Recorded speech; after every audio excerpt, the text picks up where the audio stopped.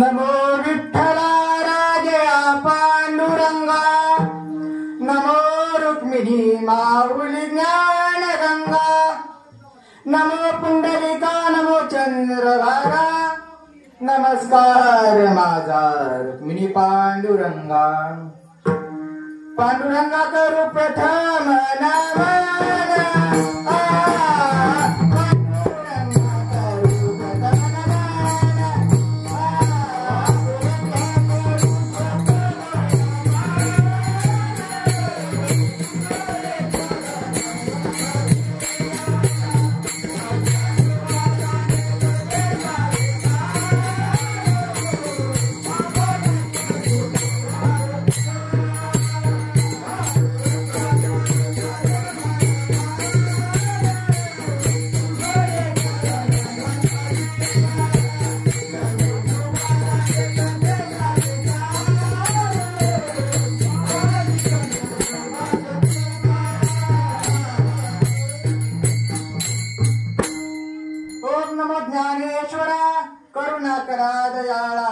तुमचा अनुग्रह लादलो पावन झालो चराचरी.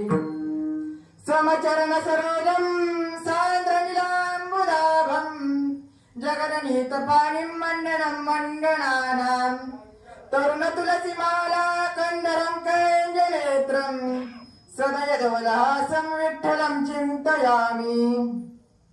नमो सद्गुरु तुकया ज्ञानदीपा, नमो सद्गुरु सच्चिदानंद रूपा, नमो सद्गुरु भक्त कल्याण मूर्ती, नमो सद्गुरु भास्कर पूर्ण कीर्ती.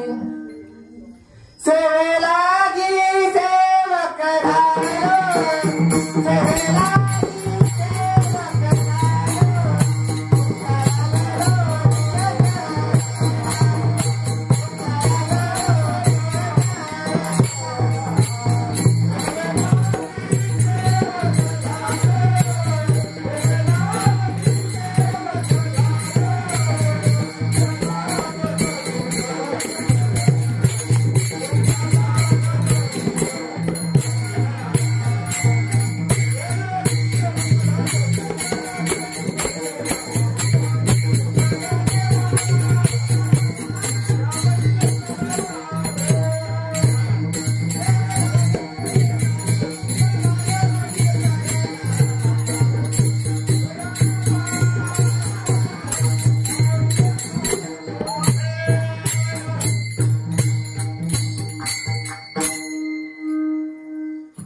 मदहृदयी सद्गुरु जेने तारिला संसार गुरु, मनोनी विशेष त्यादरू विवेकावरी.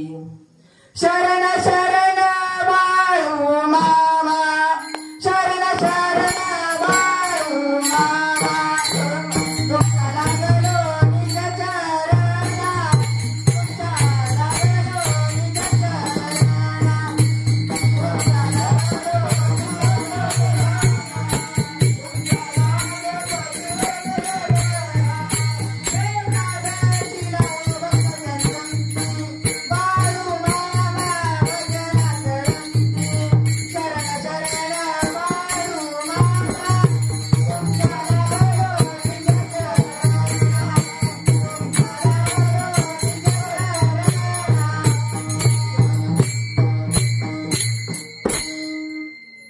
जन्माला आल्यावर योग यावा, एक तरी शब्द खरा व्हावा, माझं मरण येण्याआधी मला बाळू मामा द्यावा. जयांचे केले स्मरण होय सकाळी विद्येचे अधिकरण, तेची वंदू श्री चरण श्री गुरूंचे ते नमस्कार. आता प्रस्तुत प्राप्त प्रसंगी प्राप्त स्थळी कीर्तन रूपी सेवेकरता निवडलेला अभंग भागवत धर्माचे प्रणेते भगवान श्री पंढरीश पांडुरंग परमात्म्याचे अतिशय लाडके व तुम्हाला सर्वांचे श्रद्धास्थान जगद्गुरु तुकोबाराय, की ज्यांच्या जिभेवरती प्रत्यक्ष सरस्वतीचा संचार होता, ज्यांच्या हृदयात प्रत्यक्ष विठ्ठलाचा वास होता आणि ज्यांच्या सहवासात सतत श्री विष्णूचा भास होत राहावा, असे असणारे तुम्हाला सर्वांचे श्रद्धास्थान सर्व वारकऱ्यांच्या व वारकरी संप्रदायाच्या कळस्थानी विराजमान असणारे श्रीमंत श्री संत जगद्गुरु जगन्मान्य जगद्गुरु तुकोबारायांचा सर्वांच्या परिचयाचा नेहमीच्या पाठांतरातला सुलभ असा ऐकण्यातला 4 चरणाचा अभंग आज सेवेकरता निवडलेला आहे विठ्ठल.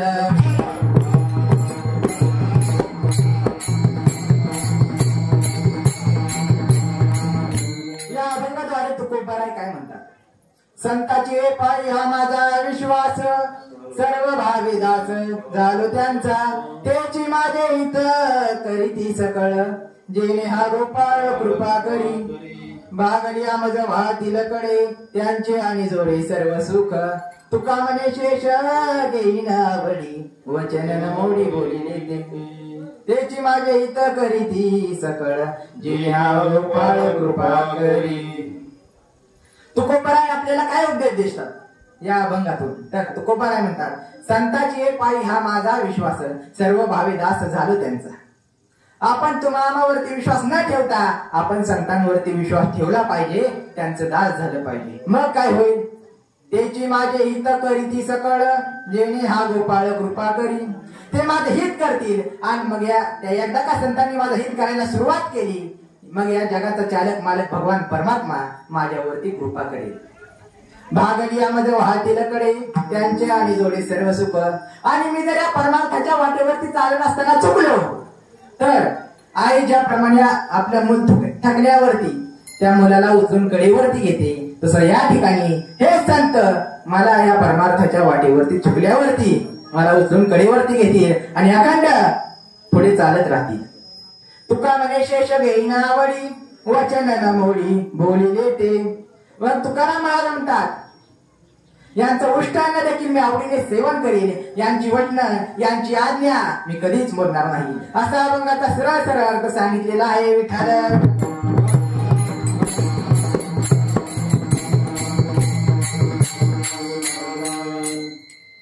कीर्तनाला सुरुवात करण्यापूर्वी अल्पसा परिहार देणे तो क्रम प्राप्त आहे.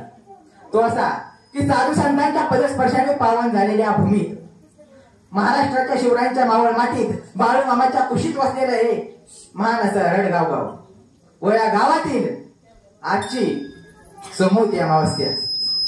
आणि या अमावस्या निमित्त मला या ठिकाणी कीर्तन करण्याची संधी ज्यांच्यामुळे मिळाली ते आमचे बनसोडे मामा असतील, तसेच कीर्तनासाठी उपस्थित असणारे गायनाचार्य इकडे नाना महाराज खटाळ असतील, प्रवीण महाराज असतील, तसेच पकवादवादक अक्षय महाराज गायकवाड असतील, तसेच सर्व टाळकरी असतील. यांची नाव मला काही माहित नाही. सोनवलकर महाराज असतील.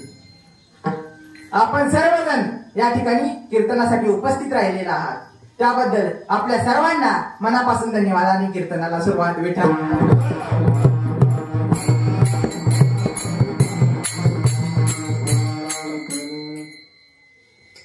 सर्वात महत्वाचे राहिलेच तुम्ही श्रोतेजन, कारण तुमच्याशिवाय मला शोभा नाही. मी किती ओरडलो तरी कोण ऐकणार आहे का?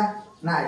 तसं या ठिकाणी वकील, खेळाडू, डॉक्टर तसेच वेगवेगळ्या पक्षाचे वेगवेगळे निष्ठावंत कार्यकर्ते बसले आहेत.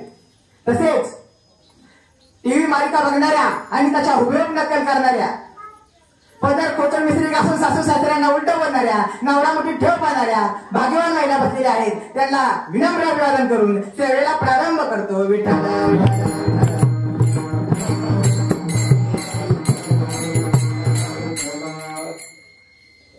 कीर्तनाला सुरुवात करण्यापूर्वी फक्त एक सूचना आहे. माझं वय जरी लहान असलं तरी कुणी मला हत्यात घ्यायचं कारण नाही. कारण ऐका, कारण माझ्याच वयात असताना माऊली ज्ञानोबारायांनी ज्ञानेश्वरी दिली, माझ्याच वयात असताना छत्रपती शिवरायांनी स्वराज्य स्थापन करण्याची शपथ घेतली, माझ्याच वयात असताना श्री संत बाळूमामांनी गोरगरिबांच्या जीवनामध्ये क्रांतीचा सूर्य फुलवून त्यांचं जीवन आनंदी केलं. या वयात बिघडता येतं, घडवता येतं आणि सावरता येतं, म्हणून हे वयच फार डेंजर असतं विठ्ठल विठ्ठल.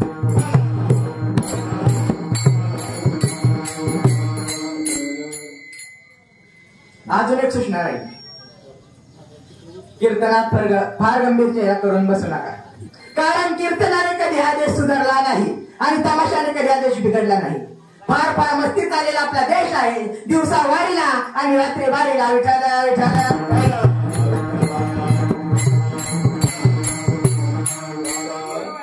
आता आपण कीर्तनाकडे वळू. आणि यातीलच एक संत, तुम्हा सर्वांचे श्रद्धास्थान, जगत मान्य जगद्गुरु या अखिल विश्वाचे पालन करते श्री संत बाळूमामा. म्हणूनच आज या ठिकाणी हजारोच्या संख्येने भाविक भक्त उपस्थित राहिलेले आहेत. कारण त्यांची मामांवरती श्रद्धा आहे, मामांवरती विश्वास आहे, ते मामांचा दास झालेले आहेत. कारण आजचा आपला अभंगच आहे, संताची पायी हा माझा विश्वास, सर्व भावी दास झालो त्यांचा. तसं या अभंगाला शोभून या ठिकाणी मामांवरती विश्वास आहे म्हणून या ठिकाणी त्यांचे दास जे आहेत, त्यांचे भक्तजन जे आहेत या ठिकाणी उपस्थित राहिलेले आहेत. खरेच सांगतो, कोणतेही संत हे देव अवतारी असतात. जसं माऊली ज्ञानोबरायांचा अवतार हा महाविष्णूचा अवतार आहे. महाविष्णूचा अवतार सखा माझा ज्ञानेश्वर.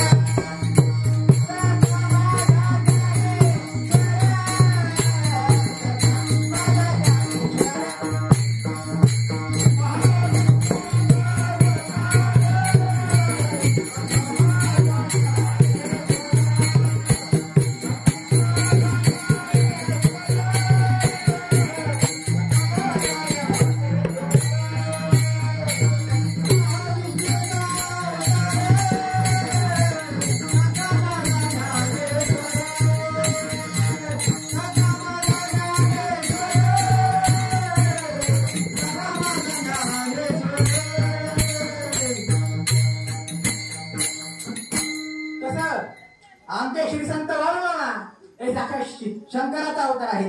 हे रुद्राचा अवतार थोरयो रातो आत्मापुरा, उधळून भंडारा हा ज्ञानगंगेची अमृतधारा, रेशमी फेटा मस्तकी त्याला सोन्याची किनार, दिसे रूप मनोहर त्याच्या नजरेत तलवार, बाळूमामा वैदव वैदव वैद, त्यानं मेंढ्या केल्या पैदव पैदव पैद. असे आपले श्री संत बाळूमामा हे रुद्राचा अवतार आहे. आणि अशा आपल्या बाळूमामांचा अवतार दिनांक 2 ऑक्टोबर 1892 रोजी जळगाव जिल्ह्यातील चिकोड तालुक्यातील अकोळ्या गावी मायापाई सुंदराबाई या सात्विक माता पित्यांच्या पोटी जन्म झाला. शुद्ध बीजापोटी फळे रसाळ गोमटी अशा सात्विक माता पित्यांच्या पोटी मामांचा त्या ठिकाणी जन्म झाला. आताच्या मुलांसारखं मामा मोबाईल मध्ये मोठे व्हॅल्यू मोठा खेळणे, क्रिकेट खेळणे असले टुकार चाळी मामा करत नव्हते. मामा तासन तास एकांतात बसायचे, एकट्याशीच बोलायचे, काट्यांच्या फासावरती बसून मामा योग साधना करायचे. आणि हेच मामांचं जगा वेगळं वागणं बघून मायाप्पानी ठरवलं की याला कुठेतरी कामाला ठेवलं पाहिजे. म्हणून जय व्यापारी चंदूलाल शेठ यांच्याकडे मामांना गोरे राखण्यासाठी ठेवले. अरे काय झालं, आमचे श्री संत बाळूमामा गुराचे होते म्हणून. रिक्षावाला जर देशाचा पंतप्रधान होत असेल, चहावाला महाराष्ट्राचा मुख्यमंत्री होत असेल, गोदाडी शिवण्याचा पोरगा जर तहसीलदार होत असेल, भंगार गोळा करणाऱ्याचा पोरगा जर जिल्हाधिकारी होत असेल, तर आमचे श्री संत बाळूमामा गुराखी होते म्हणून काय झालं, आमच्या बाळूमामांनी गोरगरिबांच्या जीवनामध्ये क्रांतीचा सूर्य फुलवून त्यांचं जीवन आनंदी केलं. हेच फार झालं. विठाला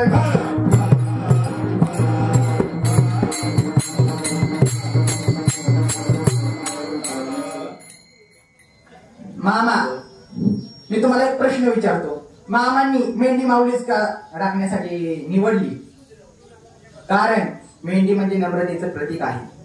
तुम्ही कधी पण बघा, मेंढी माऊली चालत असताना खाली मान घालून चालते, आपल्यासारखं वरतोंड करून चालत नाही. त्यामुळं ते नम्रतेचं प्रतीक आहे म्हणून मामांनी मेंढी माऊली राखण्यासाठी निवडली. मामांचा मेंढरांवरती इतका जीव होता. एकदा काय झालं, विठ्ठलाच्या यात्रेकरता मामा पठ्ठणकोडोलीला आले आणि आल्याच्या नंतर इकडे टाळावरनं काही मेंढ्या चोरट्यांनी पळवल्या. टेम्पोत मेंढ्या भरल्या. टेम्पो महाराणातनं भरधाव वेगाने धावत होता आणि काही अंतरावरती गेल्याच्या नंतर टेम्पो त्या ठिकाणी बंद पडला. चोरट्यांना काही कळना, सगळी चोरटी खाली उतरली. टेम्पोला लागली ना धक्का मारायला. धक्का मारत्यात मारत्यात टेम्पो काय चालू होईना. आणि त्यातला एक मामांचा भक्त होता, तो त्या चोरट्यांना म्हणाला, अरे तुम्हाला माहितीये का, ते बाळूमामा देव अवतारी आहेत आणि तुम्ही त्यांच्या मेंढ्या या ठिकाणी टेम्पोत भरून आणल्यात. पहिले त्या मेंढ्या खाली उतरावा आणि मग टेम्पो चालू होईल. त्याचं ऐकलं. सगळ्या मेंढ्या त्या ठिकाणी चोरट्यांनी खाली उतरवल्या आणि टेम्पोला धक्का मारायला लागले. दोघांनी धक्का मारला की टेम्पो चालू झाला. त्यांनी टेम्पोत पुन्हा मेंढ्या भरले. परत टेम्पो बंद पडला. मेंढ्या त्यांनी टेम्पो भरल्या की टेम्पो बंद पडायचा आणि मेंढ्या खाली उतरवल्या की टेम्पो चालू व्हायचा. तितके वैतागून गेले. त्यांनी मेंढ्यांचे पाय बांधून मेंढ्या त्या ठिकाणी एका खड्ड्यात फेकून दिल्या आणि ते टेम्पो घेऊन निघून गेले. इकडे तळावरती मेंढपाळांना कळालं होतं की तळावरच्या काही मेंढ्या गायब झालेल्या आहेत. म्हणून त्यांनी ठरवलं की आता आपण मेंढ्या हुडकायला जायचं. पण त्यातलाच एक जण मामांचा भक्त होता. तो म्हणाला नको नको नको, आपण मामांना विचारल्याशिवाय काहीच करायचं नाही. सगळे मेंढपाळ इकडे मामांकडे पठण कोडवलेला आहे आणि आल्याच्या नंतर मामांना सारा घडलेला प्रकार सांगितला. मामा म्हणाले किती मेंढ्या गेल्यात चोरीला. मामा काय माहित, अरे सुटकाळी चालू 18 मेंढ्या चोरीला गेल्यात. चोर ती मेंढपाळ म्हणाले बरं ठीक आहे. मामा म्हणाले अरे मेंढ्यांचे पाय बांधून मेंढ्या एका खाद्यात फेकल्यात, तुम्ही जाऊन मेंढ्यांचे पाय सोडवा आणि मेंढ्या तळावरती आणा. मामांनी त्यांना रस्ता सांगितला आणि मामांनी सांगितलेल्या रस्त्याने सर्व चोरटी मेंढपाळ तिकडे मामांनी सांगितलेल्या रस्त्याने गेली. आणि गेल्याच्या नंतर बघतायत तर काय, एका खड्ड्यात मेंढ्यांचे पाय बांधून मेंढ्या पडलेल्या होत्या. त्यांनी सर्व मेंढ्यांचे पाय सोडवले आणि मेंढ्या या ठिकाणी तळावरती आणल्या आणि पुन्हा मामांकडे आले. मामा म्हणाले अरे सुटकाळी चांगलो, तुम्ही बघितलं का नाही मेंढ्या वराडतात की नाही. ते म्हणाले नाही मामा. अरे सुटकाळी चांगलो, मेंढ्यांच्या जिभेमध्ये टाचण्या टाचण्या जाऊन त्या टाचण्या काढा. पुन्हा सगळी मेंढपाळी या ठिकाणी तळावरती आली आणि बघतायत तर काय सगळ्या मेंढ्यांच्या जिभेमध्ये त्या ठिकाणी टाचण्या होते. त्यांनी टाचण्या काढल्या. म्हणजे मला सांगायचा हेतू एवढाच की मामांचा जीव किती त्यांच्या मेंढरांवरती होता. मेंढ्यांपेक्षा जास्त जीव हा त्यांच्या भक्तांवरती मामांचा होता. एकदा काय झालं, एक राजाराम शिंदे नावाचा मामांचा निस्तीम भक्त होता. तो बायकोला म्हणाला मी पुढे जातो, तर मागणे राहणार. आणि तो बरोबर वाराच्या ठोक्याला धरून निघाला.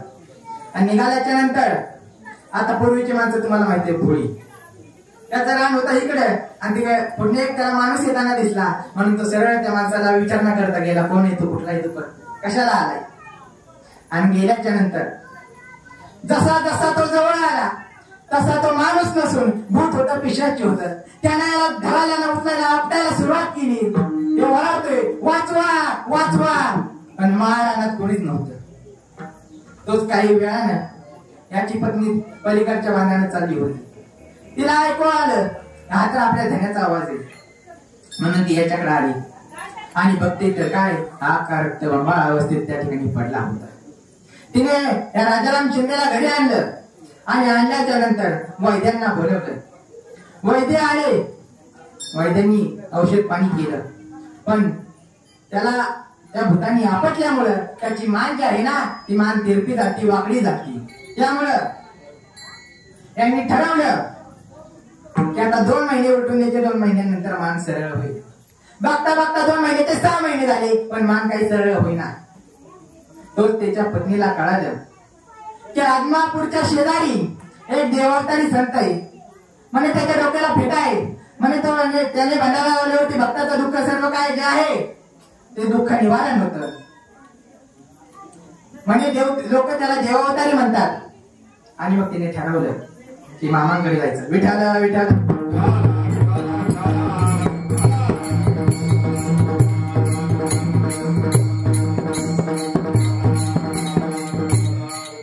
तिने ठरवलं की मामांकडे जायचं म्हणून ती मामांकडे आली.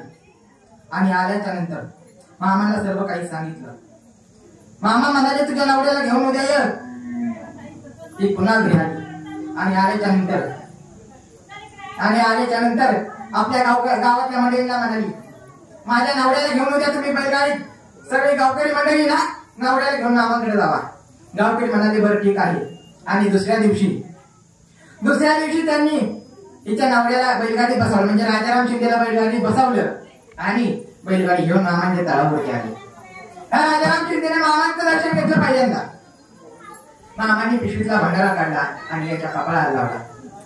जसा भंडारा कपाळाला लावला तशी आधी वाकडी असलेली मान सरळ झाली. बघा भंडाऱ्याचा महिमा किती फार मोठा आहे. वाकडी असलेली मान याची जी आहे ती सरळ झाली. त्याने मामांचं दर्शन घेतलं आणि मामांना म्हणाला मामा मला आपल्या मेंढरांची सेवा करायची. मामा म्हणाले हो ठीक आहे ना, तू कर ना. आता तो पाटील लवकर उठला. आता पूर्वीचा काळचा मामांच्या ताळ्यावरती नियम कसा होता माहिती का? जे मेंढपाळ मेंढरस राखण्यासाठी आहेत त्यांच्या बायका त्यांना जेवण करण्याकरिता त्यांच्या माग असायच्या. आणि ज्या बाईची भाकरी लवकर व्हायची तिला मामा महिन्याचा किराणा द्यायची.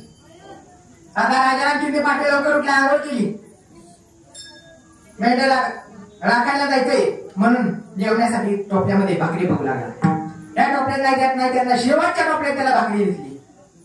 तो तिथे गेला.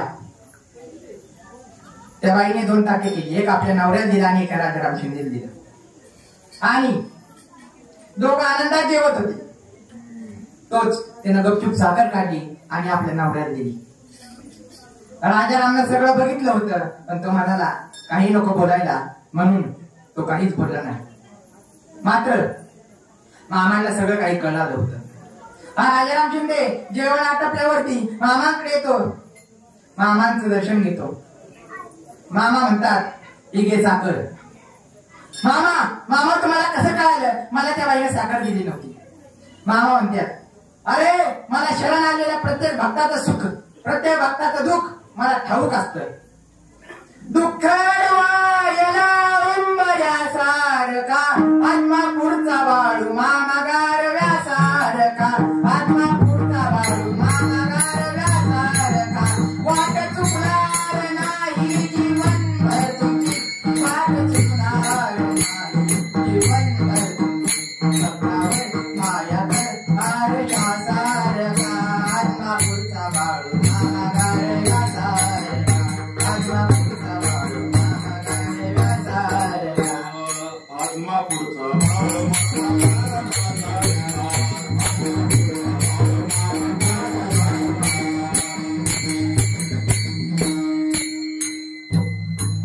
फक्त या ठिकाणी शरण आलेल्या प्रत्येक भक्ताचा मामांवरती विश्वास पाहिजे, मामांवरती श्रद्धा पाहिजे, मामांवरती भक्ती पाहिजे. पण ती अशी तशी नाही. मनापासून अंतःकरणातून मामांवरती श्रद्धा पाहिजे, अंतःकरणातून मामांवरती भक्ती पाहिजे, अंतःकरणातून मामांवरती प्रेम पाहिजे आणि मामांवरती विश्वास पाहिजे.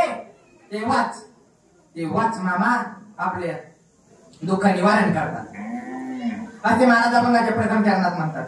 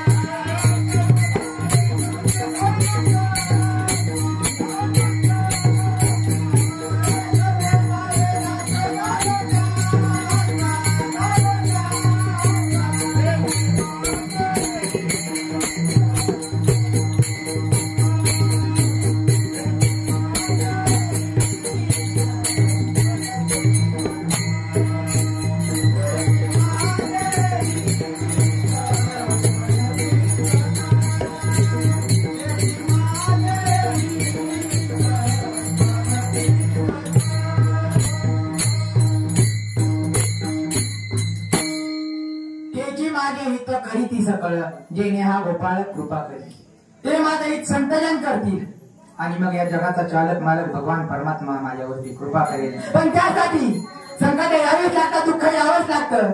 तेव्हा कुठे बुद्धीवरती चढलेला गज निघतो, माणूस नम्र होतो, प्रामाणिक होतो, हवेत उडणाऱ्या जमिनीवरती येतो, वास्तवतेचं भान येतं. परंतु काही संकटे जन्माबरोबरच एखाद्याच्या सोबत आलेली असतात आणि संकट दूर करण्याचं सामर्थ्य फक्त संतांच्या ठाई असतं. मुनप्पा शिंगाडे नावांचा मामांचा एक निस्सिम भक्त होता. तो मनोभावे मामांची सेवा करायचा. मामांनी भोजन केल्याशिवाय तो पाण्याचा एक घोट सुद्धा घेत नव्हता. मामा जोपर्यंत झोपत नाही तोपर्यंत तो मामांचे पाय दाबत बसायचा. मामांची पडेल ते काम करण्यासाठी सदैव तो त्या ठिकाणी तत्पर असायचा. मात्र याच गुणाप्पा शिंगाडीच्या मनात एक सल होता, ज्या कारणामुळे त्याच्या एवढ्या आयुष्याला ग्रहण लागलं होतं. ते कारण तो मामाला कधीच सांगत नव्हता. कारण त्याला वाटत होतं की आपल्यामुळे मामांना दुःख नको. परंतु ऐका, जेव्हा सुदामा श्रीकृष्णाच्या भेटीला जातो तेव्हा त्या भेटीत सुदामा एकदाही आपल्या परिस्थितीविषयी श्रीकृष्णाला सांगत नाही. परंतु श्रीकृष्ण देखील सुदामेच्या परिस्थितीबद्दल सर्व काही ज्ञात असतो, सर्व काही जाणून असतो. तसं या ठिकाणी आमचे श्री संत भाऊ मामा या गुणाप्पाच्या दुःखाबद्दल, याच्या संकटाबद्दल सर्व काही जाणून होते. म्हणूनच मामांनी त्याला विचारलं, अरे गुणाप्पा, मी इतके दिवस झाले बघतोय तू निराश आहे, दुःखी आहेस, कष्टी आहेस. सांग काय कारण आहे तू निराश असण्याचं, सांग काय कारण आहे तू दुःखी असण्याचं, सांग काय कारण आहे तू कष्टी असण्याचं. यावरती तो गुणाप्पा शिंगाडी मामाला म्हणतो, मामा मामा माझ्या हातून आपल्या सेवेत काय कमी पडली का? मामा माझ्या हातून काय अघटित घडलं असेल तर मला माफ करा मामा. मामा काही कारण नाही मामा, मला काही नाही झालं. बघा भक्त कसा असावा, निष्कलंक मनाचा, शुद्ध सात्विक भाव असणारा, उन्हामध्ये कोणत्याही फळाची अपेक्षा न बाळगणारा असा भक्त असावा.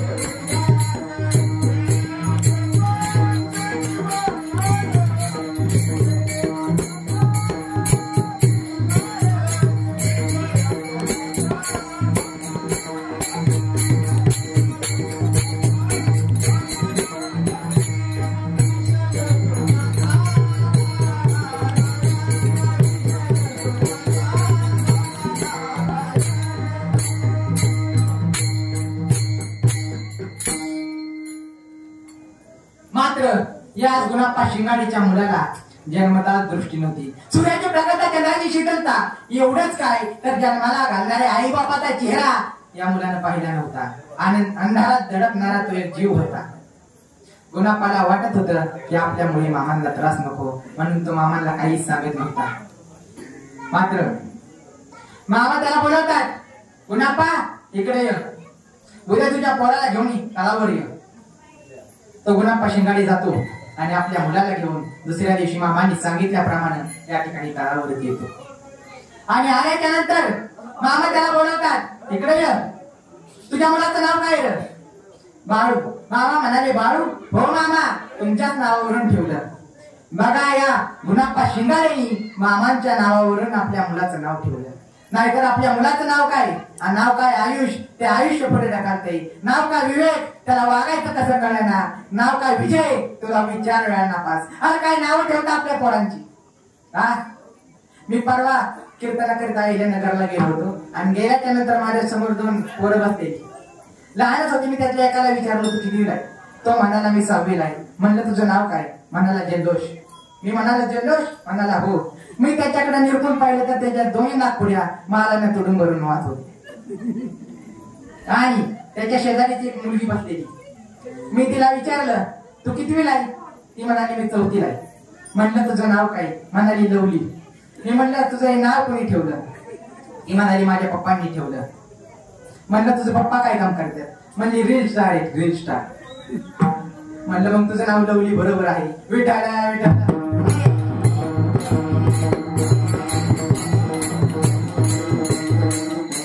अरे काय नाव ठेवता आपल्या पोरांची. ज्ञानेश्वर कुणाच्याही पोटीला जन्माला येत नाही, त्यासाठी रुक्मिणी व्हावं लागतं. खंडेराव कुणाच्या अंगात खेळत नाही, त्यासाठी मल्हारराव व्हावं लागतं. आणि बाळूमामा कुणाच्याही पोटी जन्माला येत नाहीत, त्यासाठी सुंदराबाईच व्हावं लागतं.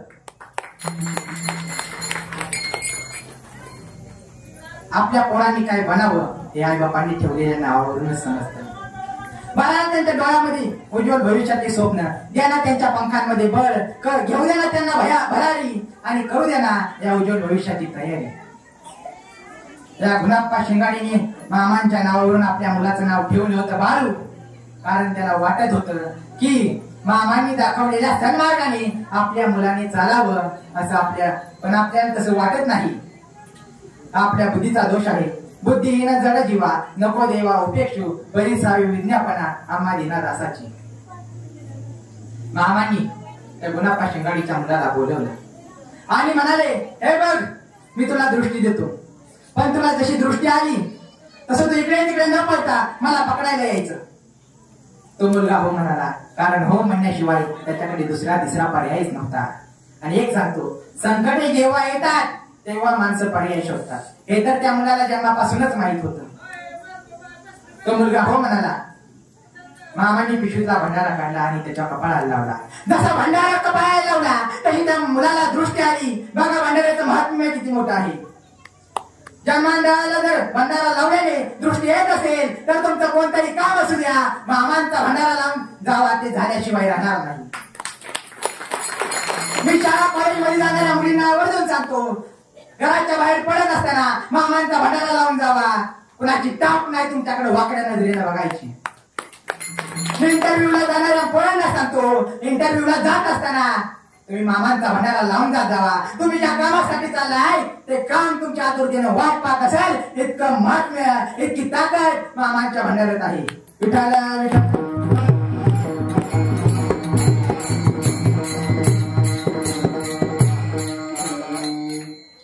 मामांनी त्या पोराला भंडारा लावला, पण त्याला दृष्टी पण आली. पण दृष्टी आल्याच्या नंतर ते आनंद व्यक्त करत बसले नाही, ते हसत बसले नाही, ते सैरावर मामांच्या पाठीमागे धावू लागलं. मामा पुढे ते मागा, मामा पुढे ते मागा, असा शिवणा पाहुणीचा खेळ सुरू झाला. पण मामा काही त्याला सापडली नाही. पळून पळून ते पोरग दमलं, थकलं, जागावर बसलं, पण मामा काही त्याला सापडले नाही. अरे कसे सापडणार त्याला मामा? चाले हे शरीर कुणाच्यासाठी, ज्याच्यामुळे आपण बोलतो, हालतो, चालतो, नवे वागतो, त्या जगाचा चालक मालक भगवान परमात्मा श्री संत मामा कसे सापडणार या लहान मुलाला? ते दमलं, थकलं, जाग्यावर खाली बसलं, मामा काही त्याला सापडली नाही. मामा त्याला म्हणाले, हे बघ, मी तुला म्हणालेलो, मी तुला दृष्टी देणार, पण तुला दृष्टी आल्यावरती तू मला पकडायला यायचं, तू काय मला पकडू शकला नाहीस, आता मी तुझी दृष्टी घालवणार. मामाने त्याची दृष्टी घालवली. मात्र गुणाप्पा शिंगाडीला त्या ठिकाणी प्रश्न पडला. दृष्टी घालवायचीच होती तर दिली कशाला? त्यातला एक मामांचा भक्त बापूस शिंगाडे मामांना विचारतो, मामा दृष्टी घालवायचीच होती तर दिली कशाला? यावरती मामा त्याला म्हणतात, अरे मी जर याची दृष्टी असं अखंड ठेवली असती तर याच्या हातून 7 खून होणार होते.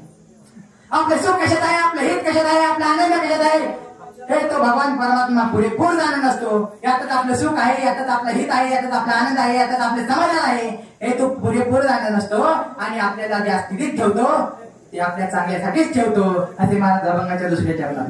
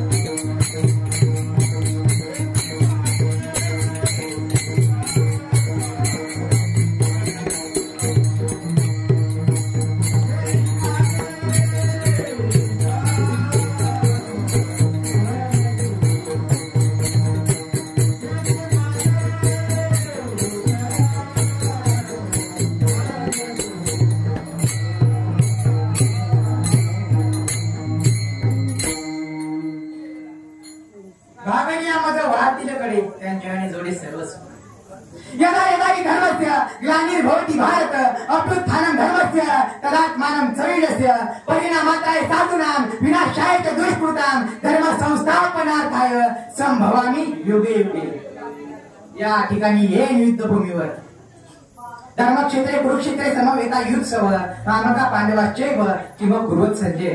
या ठिकाणी हे युद्धभूमीवर श्रीकृष्ण अर्जुनाला म्हणत आहेत, अर्जुना साधा आणि सुरळीत जीवन जगत असताना कोणी धर्माने वागत असेल, सारी कायदा व्यवस्था पायदळी तोडून भ्रष्ट मार्गाने इतरांवरती घोर अन्याय करीत असेल तर त्याला परिपक्व करून धर्माचं रक्षण करण्यासाठी धर्माचे पालन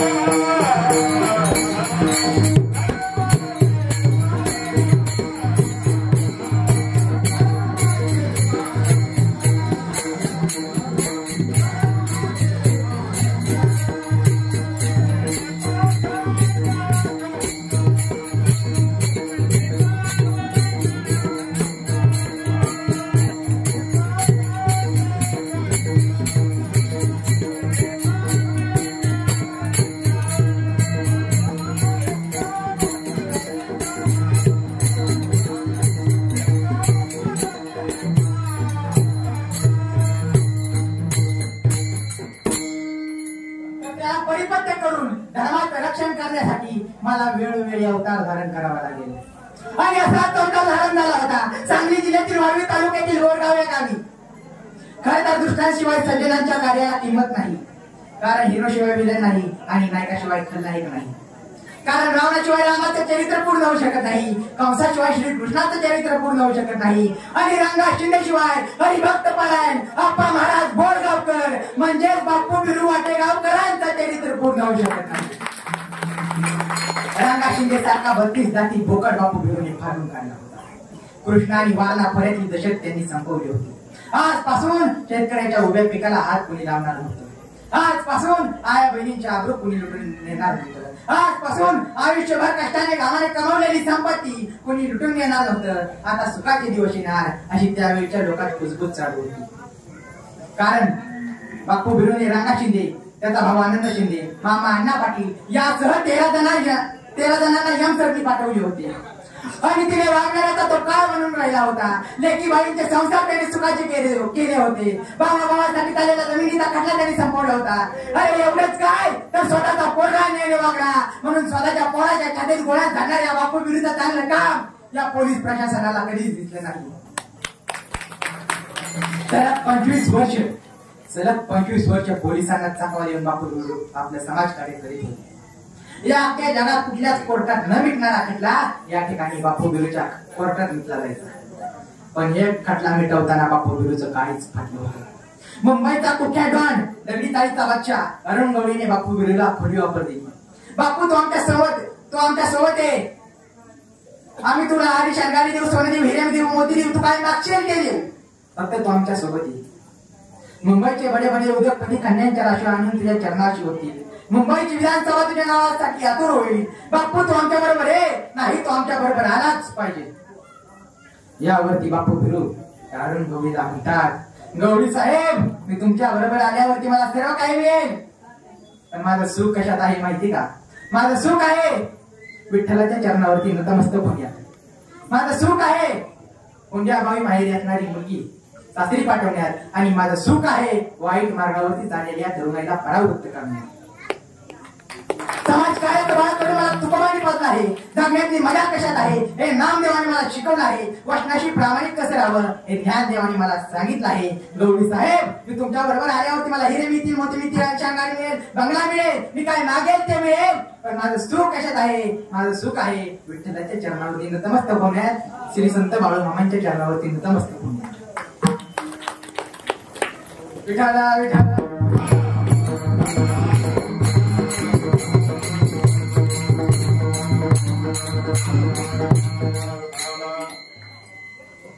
बापू बिरू फरारी असताना बऱ्याच वेळा मेंढी माऊलीच्या तळावरती राहिली होती.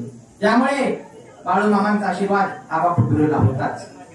नारळाच्या वाटी अनुकाठी हे जगद्गुरु तुकोबारायांचं प्रमाण मामांना मान्य होतं. म्हणूनच मामांना अत्याचार आणि लबाडी अजिबात मान्य नव्हती. मामा म्हणायचे सर्वात मोठा धर्म हा माणुसकी आहे आणि सर्वात मोठी संपत्ती ही ज्ञान आहे. कारण ज्ञान ही अशी गोष्ट आहे, अशी संपत्ती आहे जी कधीच चोरीला जाऊ शकत नाही, उलटी ती दुसऱ्याला दिल्याने अधिक वाढते. मामा म्हणायचे आई वडिलांच्या आज्ञेत राहणारा मुलगा हा सर्वोत्तम मुलगा असतो. मामा म्हणायचे ज्याच्या अंगात काम करण्याची वृत्ती आहे अशा नेत्याला जनता कधीच पायावर उतार करत नाही. मामा म्हणायचे या देशात समाज प्रबोधनकर आहेत, कीर्तनकर आहेत, संत आहेत, देव आहेत, पण तितकेच गरिबांना लुटणारे आहेत, गरिबांच्या टाळूवरचं लोणी खाणारे आहेत. म्हणूनच अशा लुटणाऱ्यांना बापू बिरुने यमसंधी पाठवले होते. अशा राक्षसी वृत्तीच्या नराधमांना बापू बिरुनं संपावलं होतं. आणि अशा बापू बिरूला मामांचा आशीर्वाद होता. चिंता क्रोध मागे सारा ताटी उघडा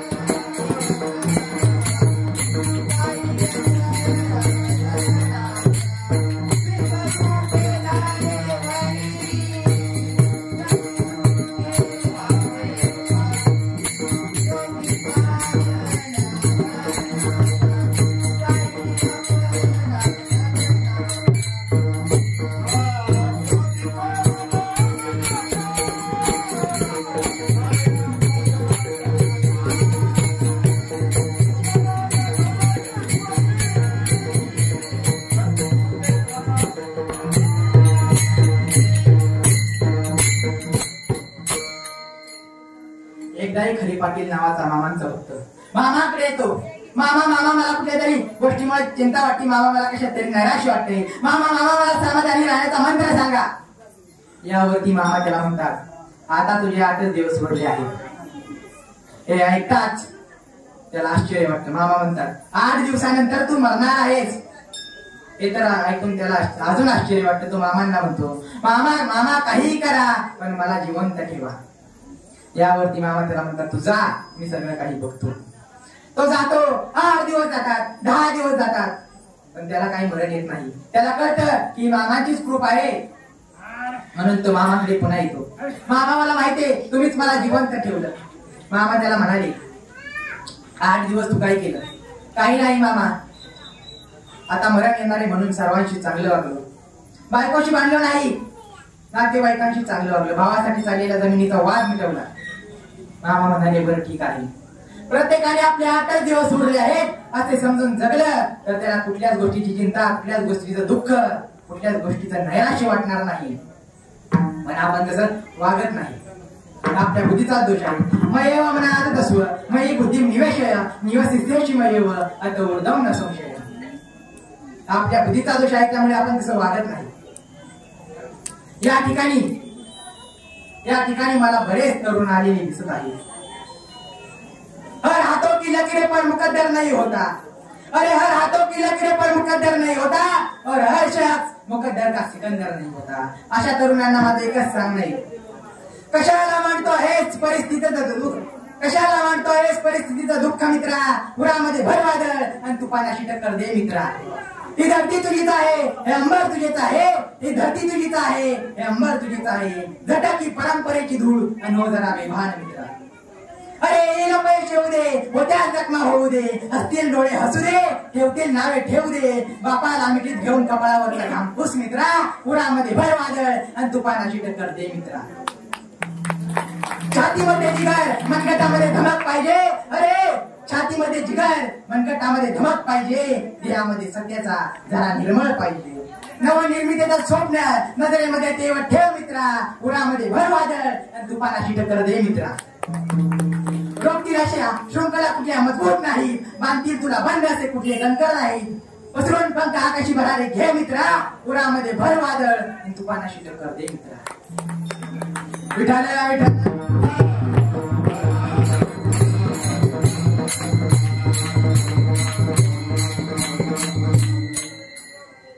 मामांच्या तळावरती ज्यावेळी भक्तजन दर्शनासाठी यायचे तेव्हा मामा कुठली जात कुठला धर्म बघायच नव्हती.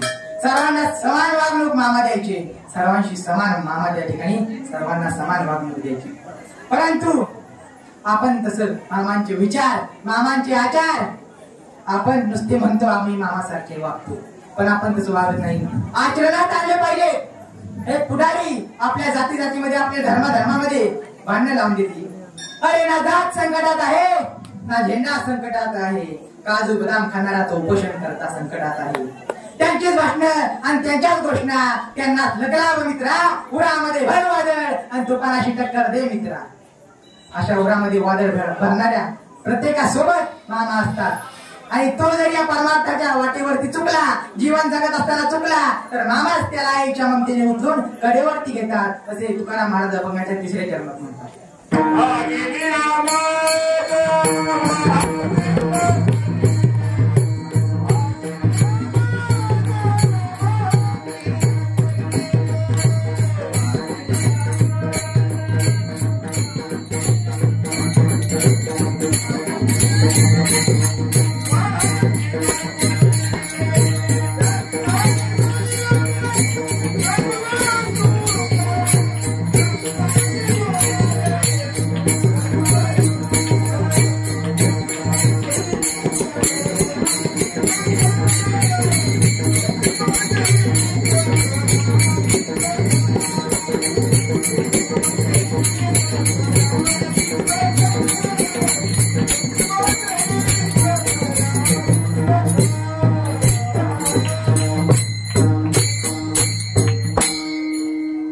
मामांच्या तळावरती ज्यावेळी भक्तजन जमलेले असायचे त्यावेळी गाण्याचं महत्व सांगत असताना मामा महाभारतातल्या कर्णाचं उदाहरण फार रंगून सांगायचे. मामा म्हणायचे, या जगात फक्त एकच दानवीर होऊन गेला. तो दानवीर म्हणजे दुसरा तिसरा कोणी नसून महारथी कर्ण. कारण कर्णाकडे इतकी अमाप संपत्ती होती, दुर्योधनाला त्यांनी अगणित संपत्ती दिली होती, तरी देखील त्याच्याकडे अमाप संपत्ती त्या ठिकाणी उरली होती. ती उरलेली संपत्ती कर्णाने दान करायचं ठरवलं. आजपासून एक याच्या कर्णाच्या दारातून मोकळ्या हाताने माघारी जाणार नाही अशी त्यांनी शपथच घेतली. सोने हिऱ्यामध्ये धन देणं धरती धावश्व, ज्या याचकाला जे हवं ते घेऊन कर्ण पुण्य संपादन करू लागला. परंतु कीर्ती मनुष्य जिवंत असला तरी तो मेल्यासारखाच असतो. कारण कर्णाला चांगलं माहित होतं, दिवस रात्र धन कमवण्याच्या पाठीमागे लागणं म्हणजे सुयोग्य जीवनाचा सण मार्ग, आनंदी जीवनाचा सफल मार्ग जर काय असेल तर तो म्हणजे दान. म्हणून दिवस रात्र महिने कर्णाचं दान सत्र चालू होतं. संपूर्ण भारत देशातला एकही याचक कर्णाच्या दारातून निराश होऊन माघारी जात नव्हता आणि जाणारही नव्हता. कारण दातृत्वाची त्याला अशी भयानक अशी नशा चढली होती. कारण त्याला माहित होतं की जन्म योगावरती अवलंबून असला तरी जीवन हे योगापेक्षा दातृत्वावर अवलंबून असतं. म्हणून शूर कर्ण दानशूर कर्ण म्हणून वीरगतीला प्राप्त झाला होता. अरे कीर्तीचा सोपान केलेला कर्णाला ब्रह्मदेव देखील साक्षात खाली खेचू शकत नव्हता. आणि नेमकी हीच वेळ श्रीकृष्ण आणि पांडवांनी निवडली. कारण त्यांना चांगलंच माहित होतं की एक ना एक दिवस कौरव आणि पांडवांचं अंतिम युद्ध होणार आहे.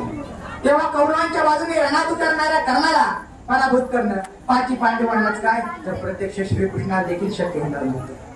तेव्हा हीच वेळ आहे कर्णाला समर्थन करण्याची, हीच वेळ आहे कीर्तीचा सोबत आलेल्या कर्णाला खाली खेचण्याची, आणि हीच वेळ आहे कर्णाची कवच कुंडल दानात मागून त्याला मृत्यूच्या दारात ढकलण्याची. कारण कवच कुंडलहीन करणं म्हणजे विष काढलेला भुजंग, नख छाटलेला सिंह, नवे मखमली पंख कापलेला मोर. श्रीकृष्ण आणि पांडवांनी इंद्राला पुढे करून कर्णाची कवच कुंडल आणण्यासाठी पाठवली. इंद्राने वृद्ध ब्राह्मणाचे रूप घेतले. काकेत झोळी, हातात आधारासाठी काठी आणि चेहऱ्यावरती सुरकुट्याचं जाळ घेऊन तो कर्णा समोर आला. प्रथम कर्णाने त्याला नमस्कार केला आणि त्याला म्हणाला, काय हवंय आपल्याला बाबा? दान देणू धरती राम अशोक वस्त्राची ग्रंथलेखन करण्यासाठी भूर्जपत्र. यावरती तो वृद्ध कर्णाला विलक्षण आवाजात म्हणतो, मला धन नको, मी धनलोभी नाही. मला धरती नको, मी शेतकरी नाही. मी जिथे जातो ते माझे धाम, म्हणून मला धामी नको. आणि ग्रंथलेखन करणारा मी ऋषी नाही, म्हणून मला तुमची भूर्जपत्रही नको. यावरती कर्ण त्याला आजीजीने म्हणतो, एक वेळ समुद्राच्या दारातून पावसाळी ढग पडत जातील, पण कर्णाच्या दारातून एकही याचक मोकळ्या हाताने मागावर जाणार नाही. यावरती तो वृद्ध ब्राह्मण कर्णाला म्हणतो, कर्णा हा तुझा खोटा अभिमान आहे, गर्वाने आणि अहंकाराने तू उन्मत्त झाला आहेस. यावरती कर्ण म्हणतो, माझ्या जवळ कीर्तीला काही माईल असं काही वागू नका. मी माझं काही जरी काढून आपल्या चरणावरती ठेवी. सांगा काय हवाय आपल्याला. विठाला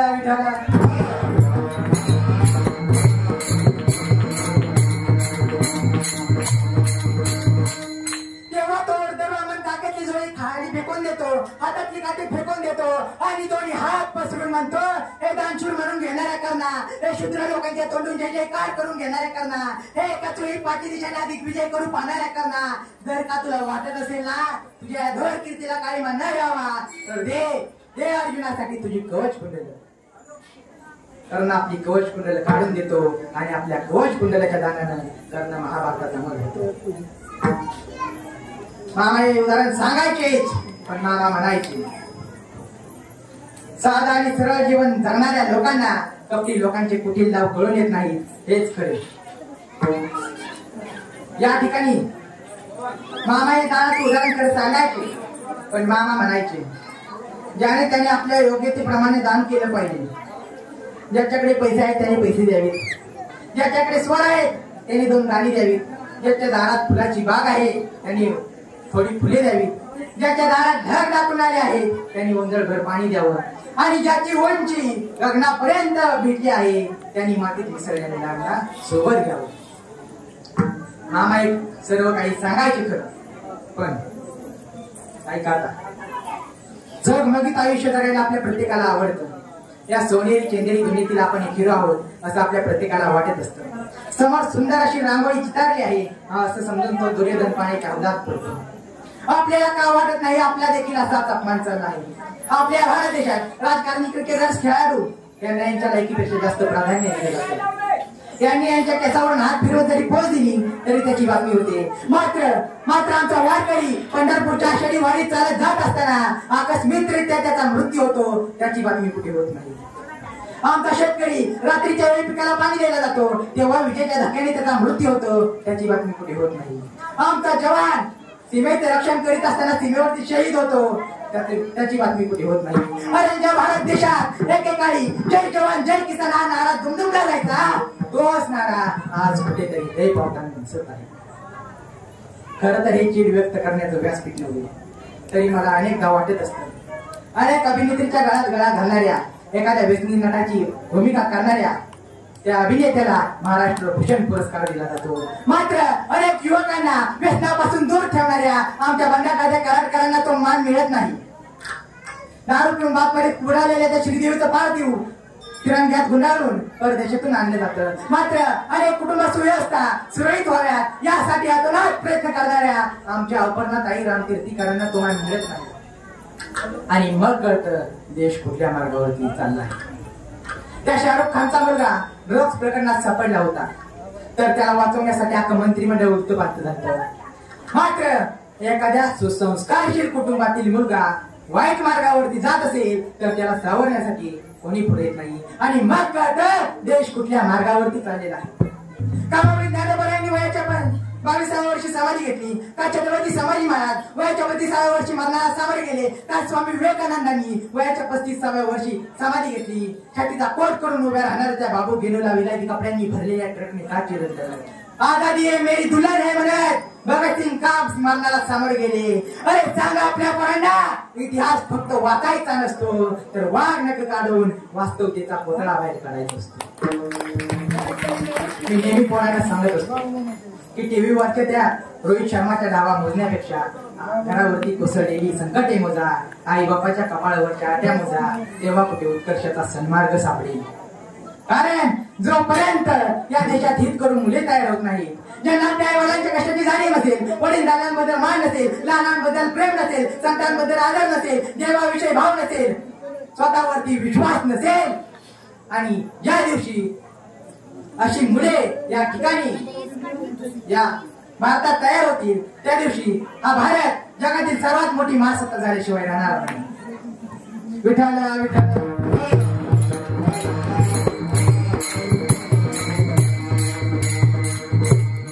मात्र आता महाराष्ट्रात काही वेगळंच वातावरण झालं. काल परवा घडलेली बदलापूरची घटना असेल, पुण्याची घटना असेल, शिरवळची घटना असेल, नाशिकची घटना असेल, या ज्या महाराष्ट्रात घटना घडल्या ना त्यांनी आपल्या डोळ्यांवरची झापड उडवली. आणि मग कळतं घराबाहेर जाणारी महिला सुरक्षित नाही, कॉलेजला जाणारी युवती सुरक्षित नाही, शाळेत जाणारी मुलगी सुरक्षित नाही. अरे एवढंच काय तर अंगणवाडीत बालवाडीत जाणारी ती 3-4 वर्षाची चिमुकली सुरक्षित नाही. अरे ज्या महाराष्ट्रात श्री संत बाळूमामांनी अवतार घेतला, ज्या महाराष्ट्राला संतांच्या पदस्पर्शाने पावन झालेली भूमी मानलं जातं, त्याच महाराष्ट्राला आज या नरधावांनी काळीमा फासला आहे. आणि यातला मला हे जे लोक आहेत ते लोकशाहीचा या ठिकाणी लोकशाही भ्रष्ट करण्याच्या मार्गावरती चाललेले आहेत. लोकशाही म्हणजे मन म्हणेल तसं वागणं नव्हे, लोकशाही म्हणजे शिष्टाचार सोडणे नव्हे, लोकशाही म्हणजे गाव गुन्ह्यांची टगेगिरी नव्हे. अरे एवढंच काय यापुढे सांगायचं झालं तर लोकशाही म्हणजे कोल्ह्या कुत्र्यांची मक्तेदारी नव्हे. ती बदलापूरची घटना तर इतकी भयानक होती ना महाराज. त्या दिवशी ती मुलगी शाळेतून आपल्या घरी येते आणि घरी आल्याच्या नंतर आई वडिलांना सारा घडलेला प्रकार सांगण्याचा प्रयत्न करते. फक्त 4 वर्षाची मुलगी ती, तिला माहित देखील नसतं की आपल्यावरती अत्याचार झाला आहे. आपल्या गुप्तांगातून वेदनेचा महापूर वाहत होता. हे तिने जेव्हा तिच्या आई वडिलांना सांगितलं तेव्हा आई वडील तिला घेऊन डॉक्टरांकडे गेले आणि डॉक्टरांनी जे सांगितलं ते ऐकून आई वडिलांच्या पायाखालची जमीन सरकली. ते मुलीला घेऊन पोलीस स्टेशन मध्ये गेले आणि पोलिसांना तक्रार नोंदवायला सांगितलं. 10 ते 12 तास उलटुळी त्यांची केस त्या ठिकाणी नोंद केली जात नाही. 10 ते 12 तास त्यांना त्या ठिकाणी बसवलं जातं आणि मग प्रश्न पडतो, न्याय मागायचा तरी कुणाकडे आणि विश्वास ठेवायचा तरी कुणाकडे, कुणावरती? आपल्या मुलीला घरातून बाहेर शाळेमध्ये पाठवत असताना विश्वास ठेवायचा तरी कुणावरती? विश्वास ठेवायचा शिक्षकावरती ठेवायचा का शाळेच्या शिपाई कर्मचाऱ्यावरती ठेवायचा का मुख्याध्यापकावरती ठेवायचा का शाळेतून आणतो आणि शाळेतून घरी सोडतो त्या गाडी चालकावरती ठेवायचा? आणि मग इतक्या समस्या जर निर्माण होत असतील तर मी म्हणतो अशा नरधावांना बरं चौकात फाशीची शिक्षा दिली पाहिजे. कारण आपल्या कायद्यात असं लिहिलेलं आहे, गुन्हा मिटवा गुन्हेगार नाही, दोष मिटवा दोषी नाही. आपला कायदा वेगळा गेला चुरीत. आणि या ठिकाणी बरेच तरुण आलेले दिसत आहेत. त्याला मी एक सांगतो, मामांच्या दरबारात आला आहात तुम्ही, असले घाणेरडे विचारांना तुमच्या आग लावून टाका, नाहीतर मामा तुमचं जीवन नासवल्याशिवाय राहणार नाही.